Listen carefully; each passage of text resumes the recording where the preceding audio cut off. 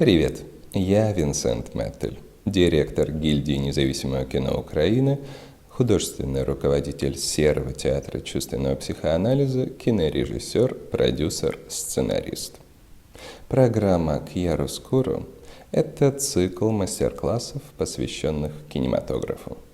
Сегодня мы разберем такую увлекательную и важную вещь, как сценарную структуру Роберта Макки. Итак, приступим. Если вы свободолюбивый сценарист, который не терпит никаких правил или терпит их в наименьшей возможной мере, то структура Роберта Макки, пожалуй, наилучшая для вас. Почему? Блейк Снайдер, Джозеф Кэмпбелл и многие-многие другие создали свои структуры, но в них очень много пунктов, которые так или иначе заставляют вас писать довольно стесненно. У Роберта Макки этих пунктов всего 5. Трехактная структура, 5 пунктов. Довольно неплохо, согласитесь. Итак, трехактная структура. Аристотель считал, что любое художественное произведение должно содержать начало, середину и конец. Именно этот принцип положен в основу трехактной структуры. Роберт Макки в этих трех актах выделяет 5 пунктов. Итак, первый. Побуждающее происшествие. То есть жил себе главный герой, и вдруг у него что-то произошло, и весь его мир перевернулся с ног на голову. После этого главному герою пришлось отправиться в путешествие, в котором его ждет прогрессия усложнений. То есть это препятствие, которое становится все сложнее и подводит героя к тому моменту, когда с одним из препятствий он не справится. Это и будет кризис. Кризисом завершается второй акт, а прогрессия усложнений переводит нас из первого акта во второй. Итак, мы подступили к третьему акту. После кризиса главный герой находит в себе силы продолжать борьбу, или ему помогают, не суть. И тут нас ждет четвертый пункт. Кульминация. Главный герой начинает финальную борьбу, в которой или побеждает, или проигрывает. После этого нас ждет пятый подпункт. Это развязка. Да, конечно, многим режиссерам хотелось бы остановить фильм на самой высокой пиковой ноте, но, к сожалению, тогда зритель почувствует какую-то недосказанность и, более того, почувствует себя нелепо и обманутым, ведь он так и не понял, чем все закончилось. Именно для этого существует развязка, в которой все сюжетные линии, которые были затронуты, находят свое разрешение. Это что касается структуры. Но Роберт Макки очень помог сценаристам другим, поскольку он помог нам писать не только коммерчески выгодное кино, но также и артхаус, и также даже фильмы абсурда. Каким образом? Роберт Макки изобрел или типологизировал сюжеты. Он выделил 3 основных подвида: архисюжет, мини-сюжет и антисюжет. Что это нам дает? Итак, разберем первый архисюжет, то есть основной, главный. Что здесь важно? Здесь присутствует один главный действующий герой, и он, очень важно, активный. Он активно борется за достижение своей цели, и у него есть вполне себе ощутимый внешний фактор конфликта. У него есть внешний конфликт с каким-то антагонистом. Кроме того, в архисюжете почти всегда линейное повествование.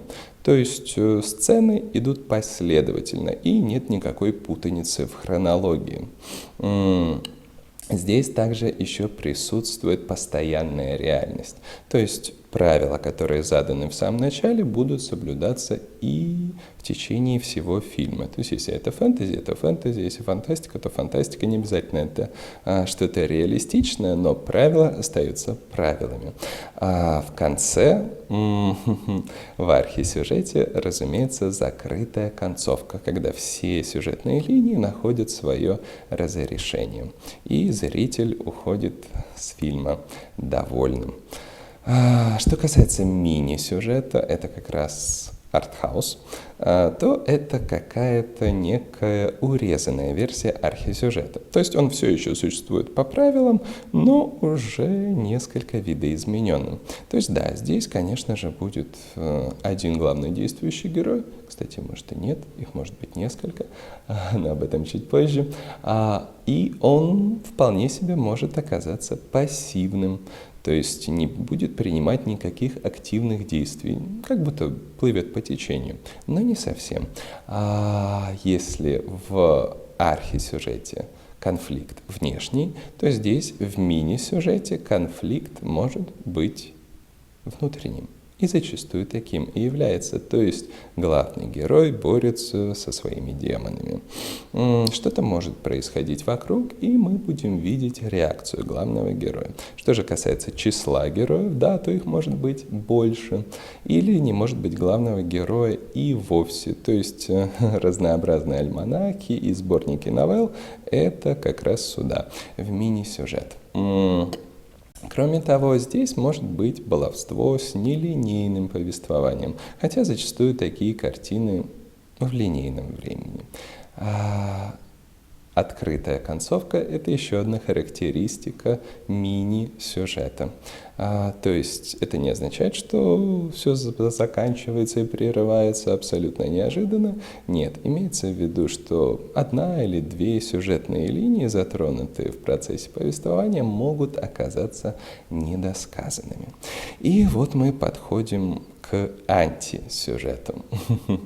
Это у нас как раз про фильмы абсурда, про сюр. Здесь главное – это случайность. То есть, если архисюжет нам пытался донести мысль, что любая случайность не случайна, и у всего есть причина и следствие, и во всем нашем мире существуют какие-то зримые и незримые законы, то как раз-таки антисюжет доказывает обратное и говорит нам, что повсюду хаос. То есть полная случайность и неразбериха. Именно поэтому большинство таких картин сняты нелинейно, и сцены в них как будто перепутаны. Все для того, чтобы больше запутать зрителя. Здесь может быть один главный действующий герой, 10, сколько угодно еще, или не быть их и вовсе. Все лишь бы сделать фильм максимально перевернутый с ног на голову. Кроме того, здесь не работает правило с реальностью. Да, правила могут меняться. То есть вначале нам заданы одни условности и одни предлагаемые обстоятельства, но уже в середине или к концу они могут меняться. То есть, по сути, единственным законом, который действует в антисюжете, является следующий. Единственное правило – нарушай любые правила. Вот. Это то, что касается типологии сюжетов по Роберту Макки. Спасибо, что смотрели. С вами был Винсент Мэттель. Вы полюбопытствовать также структурами сценарными Блейка Снайдера, а также Джозефа Кэмпбелла. Ну и, конечно же, посмотреть другие видео. Не забывайте лайкать и подписываться на канал.